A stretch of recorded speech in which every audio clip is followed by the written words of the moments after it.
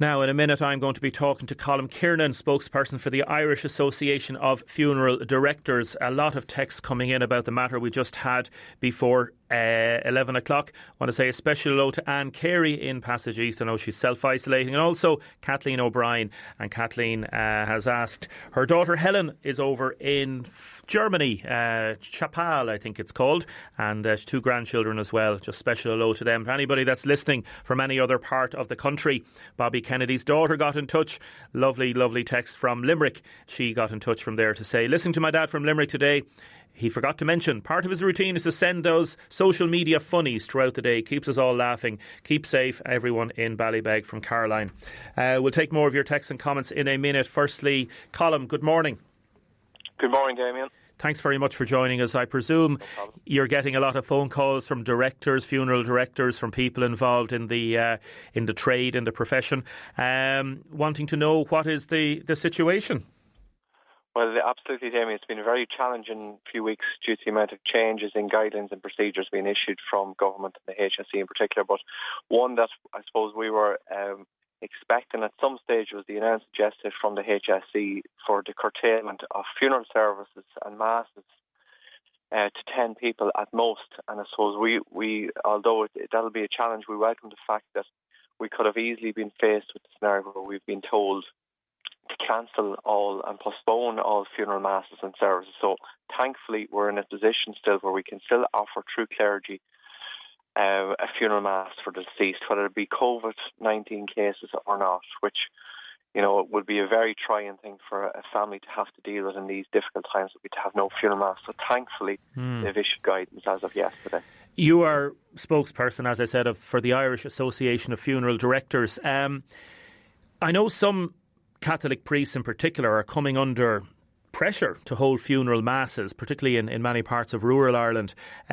What's the difference between a funeral mass and a funeral service that may only last 10 or 15 minutes? Well, I suppose the difference there is that we have to respect and recognise our different faiths, and traditionally Church of Ireland Presbyterian funerals would be known as a funeral service as opposed to funeral mass.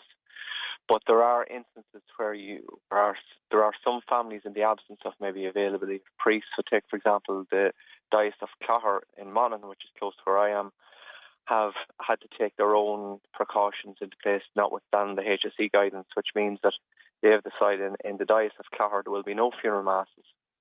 And we do have to respect those guidance where they may have a very high proportion of their clergy who are in the self-isolating and the cocooning age bracket, and the exposure to COVID-19 is beyond the point at which they're prepared to have funeral mass. So at the same time, the HSE have issued guidance, but it is up to each diocese and parish if they deem fit to restrict the amount of funeral masses or services or cancel them or postpone them altogether. Yeah, it's very difficult, isn't it, Colm? Like, I had one person texting in earlier to say it's actually cruel.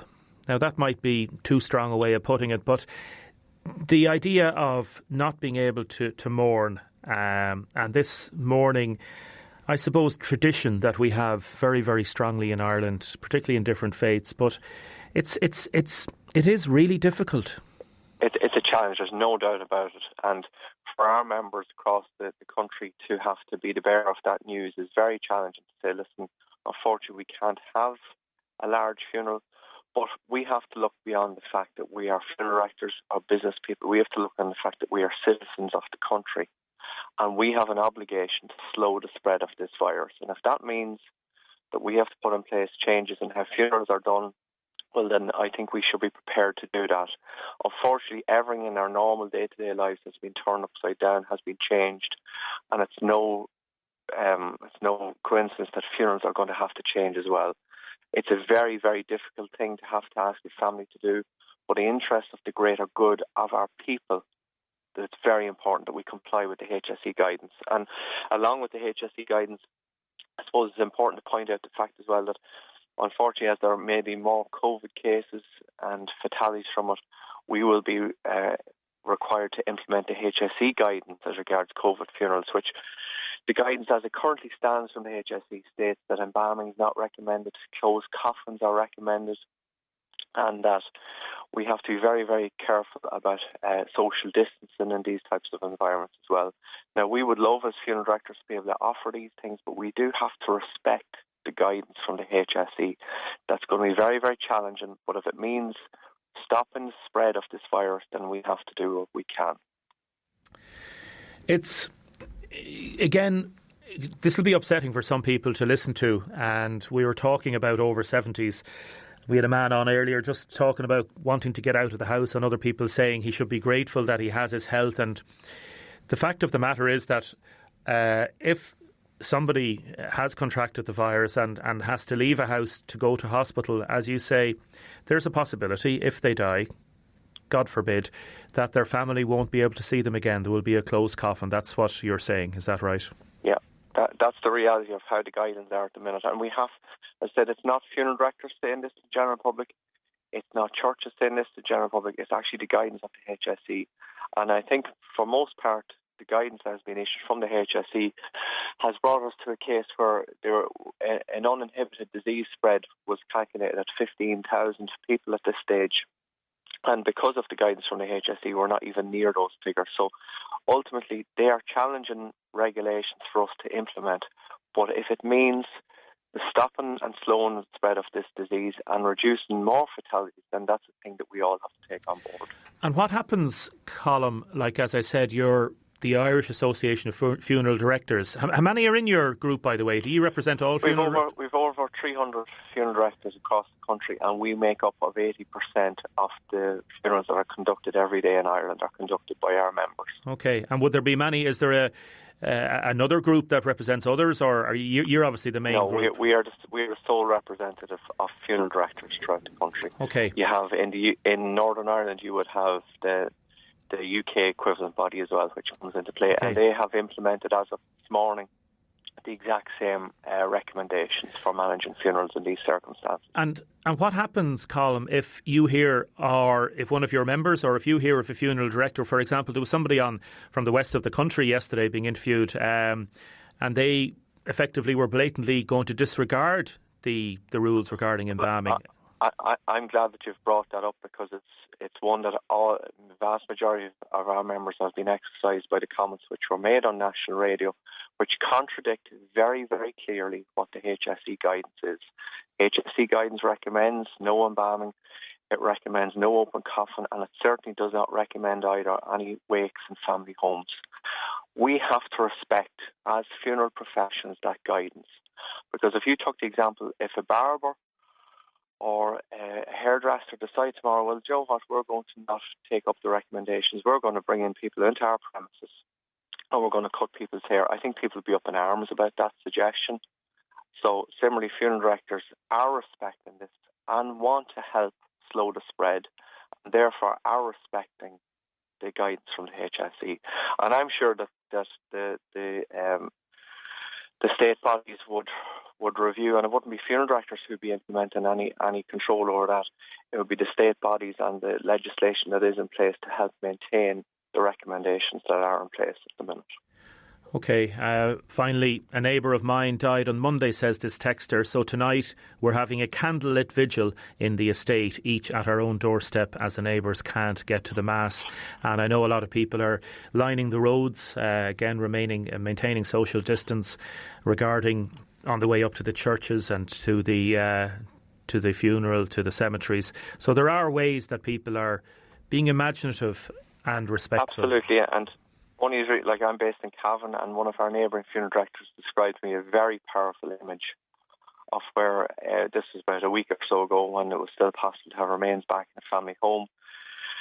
And they described the scene of driving from the family home to the church for a funeral mass, and how man, woman and child in individual family units came out to their gates and stood in solidarity with the family, showing that although they couldn't be with them in physical format in the church, that they were there for them in their community. And it was a wonderful and creative way of showing the respect to the deceased and their family. Colm, mind yourself, and to all your members as well, take care, okay? Thank you very much. Thank you. Appreciate it. Colm Kernan there, spokesperson for the Irish Association of Funeral Directors. What do you think? Let us know, please. 083 333 975. You can call Audrey on 051 846 123. As I say, a lot of texts coming through about over 70s. Want to say a special request. This is a lovely little story. Hello, Damien. Our neighbour Nancy Gallen is 100 years young today. Could you please play a request from myself, Michelle, and from Paula and Tara Tubrit next door? For all the neighbours in Balnakill Downs. Nancy, happy birthday to you. Fair play to you, and keep it going. Some lovely texts have come in to congratulate Amy Cunningham for what she did earlier on regarding Arnold, and other people saying well done to Arnold as well. Keep your texts and comments coming in. 083 333 975. And it looks like the texts are split 50-50 regarding what Michael Dolan had to say from Ballybeg earlier. Michael is dead right. I'm over 70. I just had a knee operation. I'm supposed to walk every day. I'm living in the heart of the country. I should be getting out. Another person, I live in Stradbally. The last 2 nights when it gets dark, someone with a ride-on mower cuts the grass in the soccer field. Another person texts us to say, Damien, I feel like I'm still 60. I'm healthy, but I'm 70. I live in the country. I go over for a quiet walk. I suppose I'm breaking the law if I was farming. But I see it happening every day. Somebody's over 80 and is out and about. Damien, my husband and I are over 70. Don't have a problem with having to cocoon. It's for our own safety, and that for our family and friends. We keep ourselves occupied. We're fortunate to have family close to us and do the shopping. We talk out the window to them, and the same with grandchildren. They do not want their parents to get this terrible virus. We do miss our walks and do some exercise at home. Grow up and do the right thing. You can bring this on yourself. Keep safe, and that is in from Sarah. And a lovely request for Phyllis and Roy Daniels of College Green, wedding anniversary today. Lots of love. Wayne, Amanda, Dorina and families, thank you very, very much. Now, in a minute, I'm going to be talking to Lisa about a matter which is very, very important for, certainly, I would say, 51% of the population. Lisa Cantwell from Plush Hair Studio. Good morning, Lisa. Morning, Damien. How are you? I'm good, thank you. I'm good. We interviewed you, it's nearly 3 weeks ago now when this whole thing started. And how are you now? How are you yourself? Well, it's obviously a very different situation now. We're all closed up, which I suppose we didn't really expect things to happen so fast. But look, we're all doing what we can and staying in and staying safe. So I suppose compared to some of the other things you've talked about this morning here is a small problem compared to some of the other things going on at the moment, but it's still a problem nonetheless for a lot of our clients. So it really is, yeah. And again, what we've been trying to do on the programme, Lisa, as you know, is we try to get a balance between light and shade. In other words, absolutely, heavy topics which are very difficult to discuss, but they have to be spoken about as well. And then we play a bit of music, we get lighter topics. And if people are talking about hair, for a lot of people, that seems a bit silly now after what we've been talking about. But for an awful lot of people, I'm going to talk to you first about the idea of getting your hair done once a week. We spoke about this. Maybe it's a blow dry, maybe it's getting whatever sort of little. Doing that, it normalises your life. It makes you feel good about yourself. There's a mental health aspect to it. There's a social aspect to it. And a lot of men as well don't realise this, that's why it's so important, particularly for women. Yeah, well, we would have a lot of, like you say, weekly blow-dry clients that maybe don't own a hairdryer or a bottle of shampoo themselves at home. They depend on coming into the salon. And like that, it's a social thing. They enjoy their once a week, or some would come twice a week for their hair. It's getting them out of the house. It's coming in. It's having a cup of tea. It's having a chat. Like, we really, really miss that as well at the moment, because we're used to meeting 10, 15 people a day each from clients, whereas we're stuck at home now, and like we're either just our husbands, our dogs, our kids, whatever it is. A lot of the time as well, we'd work with women who suffer with hair loss, because we do great length hair extensions, and we also have an oxygen machine, and we work with a lot of people with scalp problems. And for that, like, it's a huge confidence boost for women to come into the salon, get a couple of hair extensions in their hair where their hair is finer or thinner on top. And like, we've had women shed tears and hug us and tell us how much it means coming into the salon. Even like that, just getting a blow dry with a bit of volume in it where they're finer on top. So like, we do understand, you know, it is a huge thing for women. Their hair, it's their confidence, it's the crown that they wear every single day. So by not being able to take care of that now, because obviously we can't, it's you know, maybe looking in the mirror at home themselves, it's really getting them down that they can't do something about their hair while they're in isolation. Yeah, and I want people to text in if they've any specific questions for you, 083 333 975, or call Audrey on 051 846 123 regarding this, because we're going to just give advice as well in terms of what people need to do.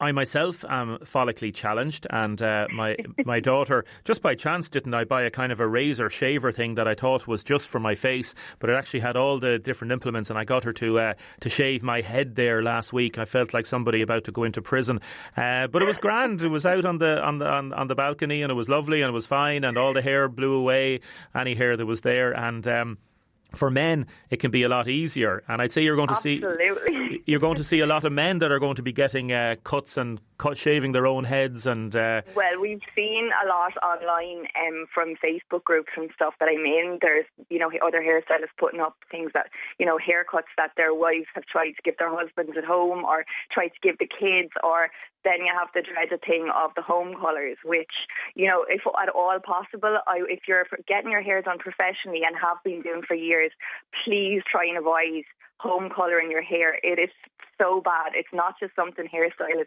say to you to try and get you into the salon. The salon colours are professional colours. You know, we train for years in them. Colour is a chemical, so we're trained in how to work with your hair. We look at each client's hair. The colour that goes onto the client's hair is totally customised for that client. We look at what percentage of grey you have. We look at what tones you have through your hair. Yeah. Then we mix up, could be 4 or 5 different tubes of colour into one bowl. And then again, there's like a lot of different peroxides can go into that bowl as well.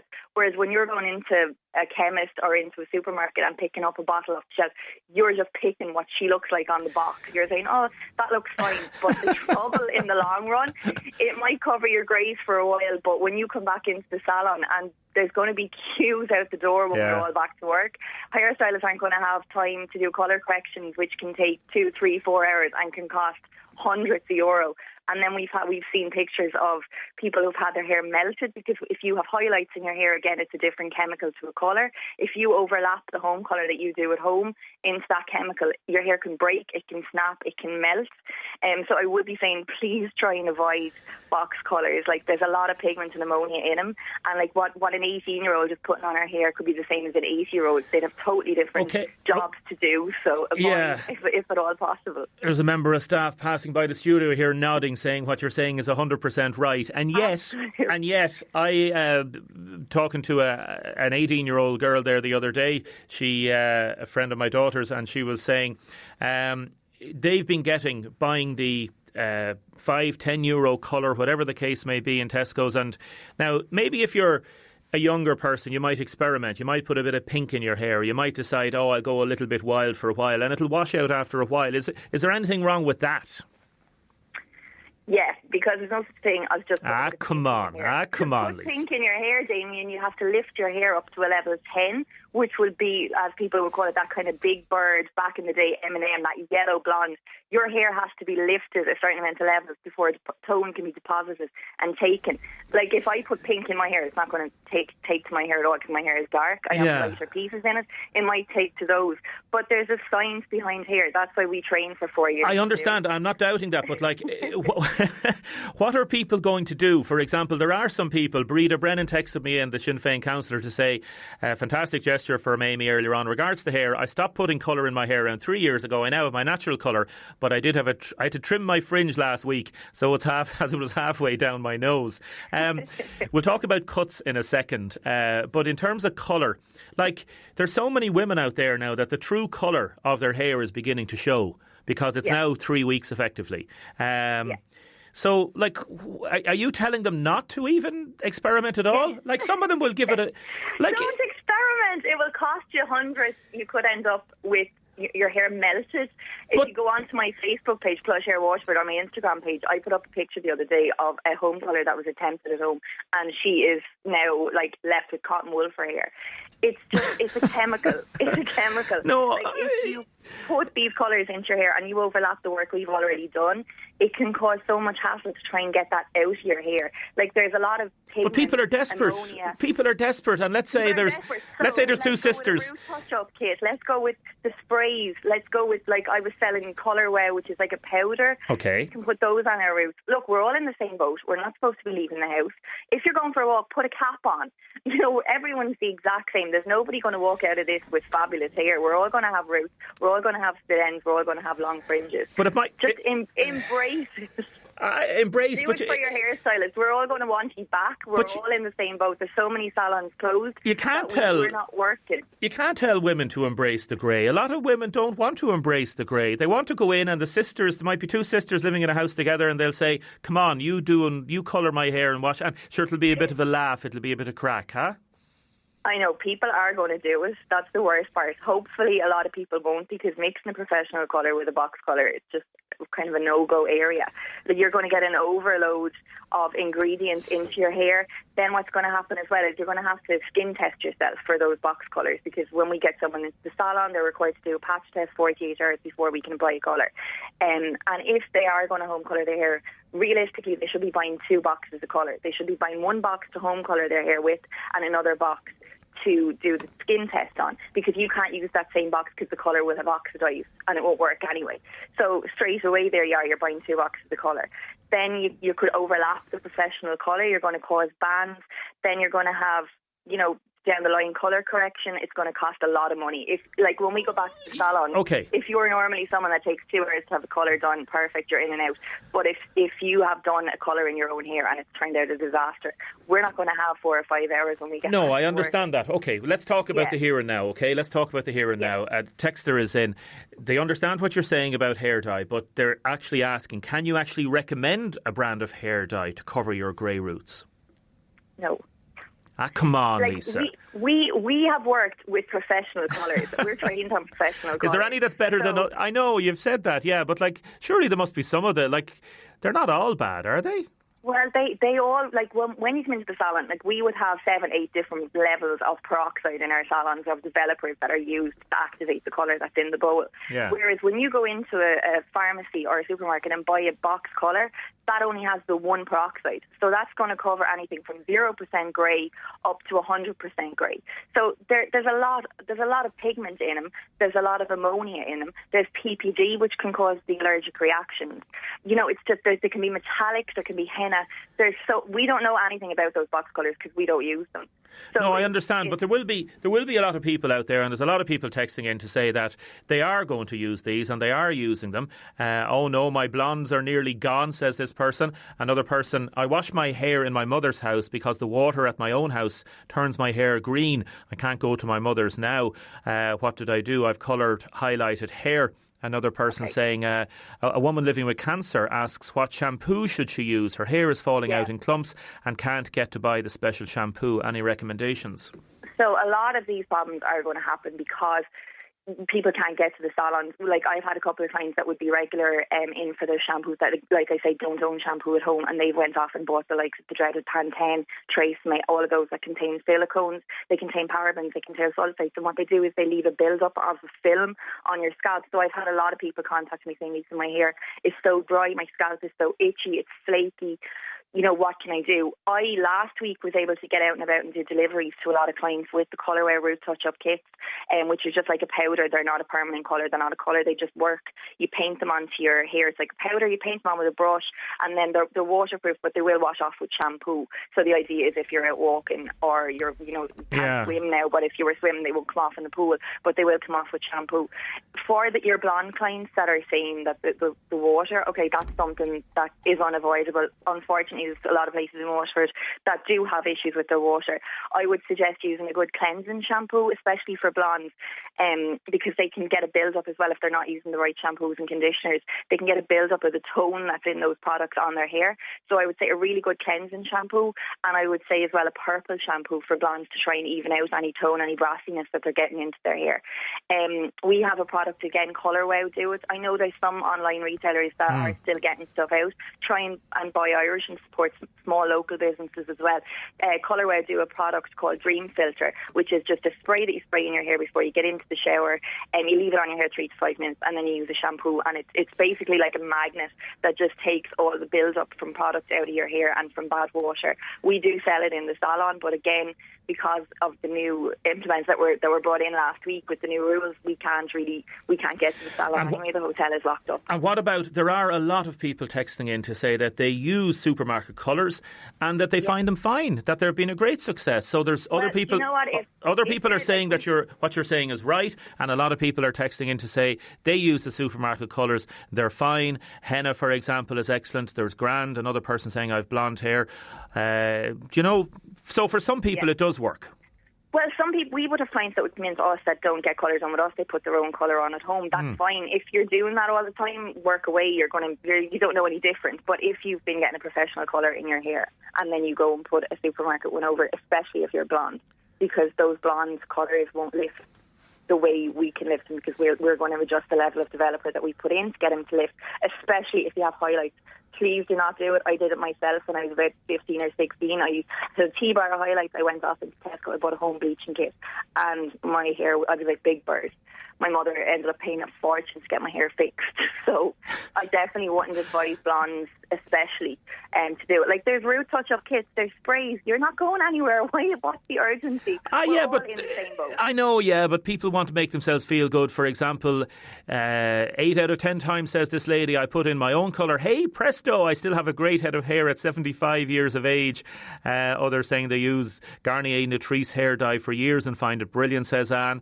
Others saying... Those people are using it, so it's fine. It's fine for them, yeah. What I'm saying, for people who have professional products and colours in their hair, I understand. It's not a good idea. It's going to be a totally different colour. It's not something that you've come and had personalised and mixed up especially for your hair. It's when you're buying off the shelf. There's going to be tones in it that aren't going to agree with the colour in your professional colour. People who are doing it years and doing good looks, and that's what they're used to. And desperate times call for desperate measures. Like, for example, we have this person here said, where is it? It's a very funny one. I've put colour in my hair for years. I went for a drive. It started to rain. The colour ran down my neck. It was orange. My husband and the children had some laugh. I'm grey now and I will stay grey. Another person says, I got my husband to trim my hair out of sheer desperation. I looked like a hedge attacked by a strimmer. I could only laugh. We won't be out for a long time, but never again, never again. Listen, we're going to come back to this because there's some great texts and comments coming in, and we'll do more about this later. I know there's a lot of hairdressers that are actually supplying hair dye as well for people to deliver at home. Isn't that right? Well, it's not what we're advised to do. Like, we've been told that's a no-no from the Irish Hairdressers Federation and from our insurance companies, because really we shouldn't be giving something out that's a professional product to be used outside the salon. Okay, very good. Listen, Lisa, thanks very much. Mind yourself, okay? No problem. And if anyone has any questions, just send them on to me on Waterford on Facebook and Instagram. There's a lot of questions, all right. Thanks, Lisa. Talk to you soon. Thank you. Another text into WhatsApp. I colour my hair for years and pop into the hairdresser in between and don't have any problem. I'm 53. Yes, maybe it is not for everyone. Damien saying, that lady, I don't agree with her whatsoever. I have used L'Oreal hair colour for the last 15 years. Always amazing. It's not enough to say for people just to wait until this is over. Another person saying, there's nothing wrong with colour off the shelves. I've been doing this for years. And the girl cuts my hair and says it is absolutely fine. Damien, I am 70. My wife is not. Can I bring her shopping? Good question. Damien, I put a colour in my hair last week and trimmed my fringe. The colour washes out. In 28 washes, it looks fab. I'm 55. I certainly don't want to embrace my natural grey yet. A lot of texts and comments coming in. I may not get to them all. Now, keep your texts and comments coming in. In a second, I'm going to be talking to Rosari Kelly regarding Waterford Area Sports Partnership and all the great work that they're doing in terms of their apps and all the different information that they're getting out. The hair debate really has got going. Damien, I missed where that woman was talking about where her hair salon is, Plush Hair Studios in Woodlands in Waterford. She seems to know what she's talking about. Definitely pay her a visit. And what she's been saying is that there will be a lot of people afterwards. There'll be queues, social distancing or not, going to hairdressers when all this is over. My partner suggested I shave my head and embrace the grey, says this texter. Considering he's totally bald, I think we'd be like the Blues Brothers when all this is over. Another person, there's been so many texts and calls coming in about the hair situation. And also about the over 70s. So we will keep in touch with those and get more texts in about that. A WhatsApp message. My mother is 80 years of age and has never put a colour in her hair. She's only started going grey now. There's a lot to be said for being natural and living with what you are born with. I haven't been to a hairdresser in years, says this person, to use colour in over 20 years. I use Clairol Nice and Easy Semi-Permanent or Ola Blonde Permanent and have no problems ever. It can be brought in the supermarket or chemist. That's Mary, nearly 60 years of age. Rosari, good morning. Good morning. Good morning, Damien. The hair debate has really got people talking here. I know. I was listening very intently myself. It is one of those things that it's so important for women in particular, isn't it? Absolutely, and rightly so. You know, but I think everything is changing for everybody in these last few weeks, and things like this are, like listening to Michael earlier. There's changes for everybody, and we're all in this together. Whether it's something relatively unimportant, I suppose, like our hair, even though it's really important also, but or whether it's protecting your older people or more vulnerable people from COVID-19. So it's new times, yeah. It is. Waterford Area Sports Partnership. Tell us what you do and what are you doing at present? Yeah, Waterford Sports Partnership, what we're trying to do at the moment, obviously at the moment everybody is being inundated with links and suggestions and as to what to do, whether it's homeschooling or whether it's being active or whatever. And what we've tried to do, our role is trying to help people, to support people to be active during this time, because sport and physical activity is essential normally, but particularly to our physical and mental health. But right now it's really, really important, particularly on the mental health side, that people can have that sense of positivity and, getting that break to go outside and do a little bit of exercise. It's underlined by the government in that they're allowing us to, within reason, to stay. It's one of the exceptions to leaving your house within 2 kilometres. Because it's so important to try to get exercise every day. So what we're trying to do and what we've set up on our website is a special section that is trying to make it easier for people to link in to all the different opportunities that might be there. Our brilliant team, who've done really great work in the last week or two, putting this website together, but also putting new programs together, new online videos for how to exercise at home and trying to target different people who exercise to different levels. So it's really trying to get that message out there to be active while flattening the curve and respecting the HSE guidelines. Yeah, I was looking at the things that you're putting out and it's really, really good. So effectively, if anybody wants to find out more, Waterford Area Sports Partnership, you can go through the Facebook. Sports Partnership, Damien, yeah. It's just waterfordsportspartnership.ie. Yeah. You can go through the link as well on Facebook, and I know there's the stuff there as well. So there's things like going from the couch to 5K this week. There's the parenting section on athletics. There's so much that can be done. I know the Joe Wicks thing and some of those things that are international are getting a lot of attention.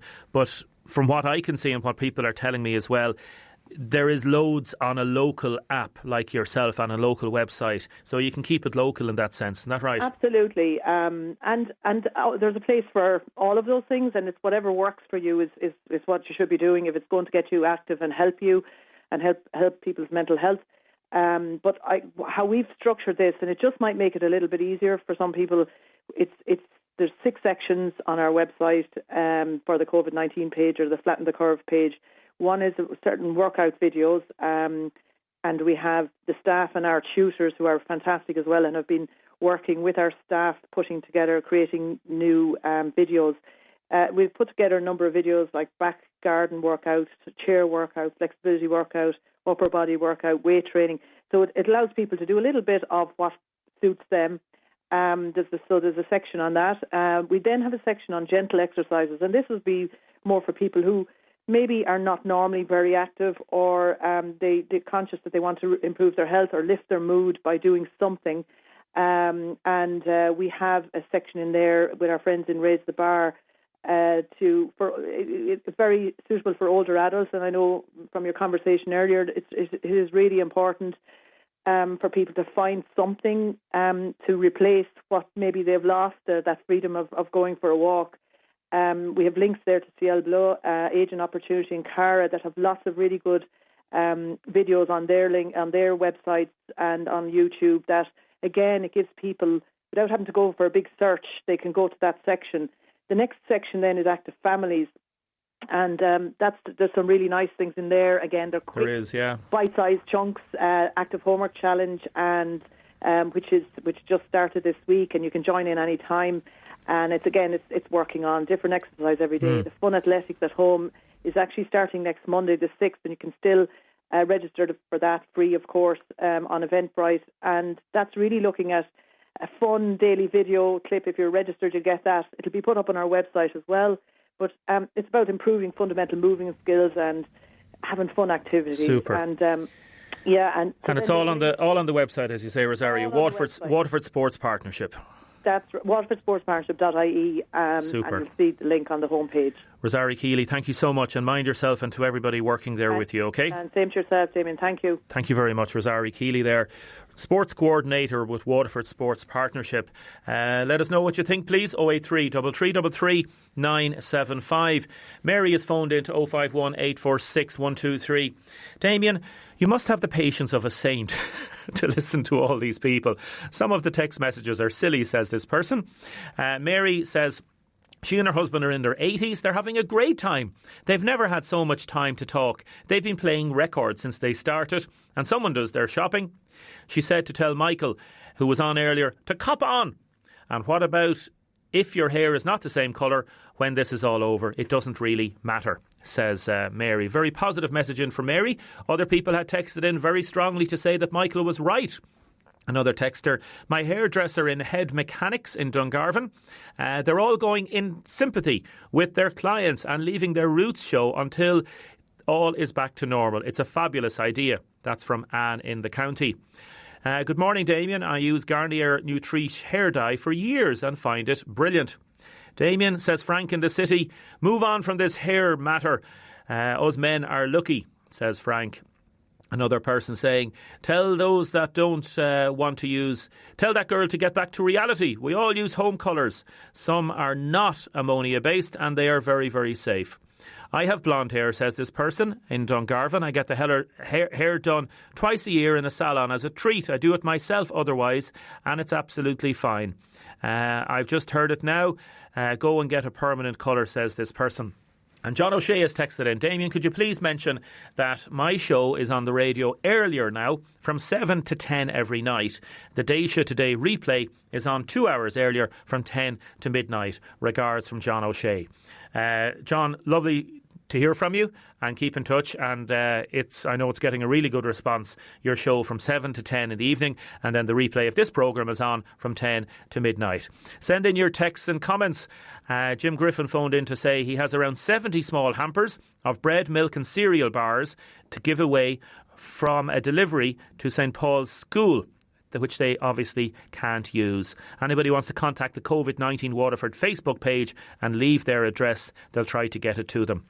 And because we are dealing with matters relating to hair, we want to know your favourite hair-themed song. Now, I'm not going to get to all of your texts and comments. We literally have been flooded with texts and comments. Thank you, everybody that has been in touch. I want to give a special mention. Sandra has texted in, can you please give a shout out to my father, Michael? He's cocooning, age 78, very fit and healthy, an extremely social person, cooks for himself but can't get to the supermarket, lives in Tramore because he's deemed fit. I can't even get to see him. We do talk every day. A special hello to Michael Winkle. Other people texting in about the matters we have covered today. Declan Roach is teaching social dancing via his WhatsApp group. Other people texting in, hello Damien, The man with the dry flakes on his beard. Use almond oil at night. Rub it in well. It really works and makes your beard really soft as well. Good luck. Well, there you go, says that texter. That's a nice little thing to say. A lot of people texting in about hair-related songs. What about this one?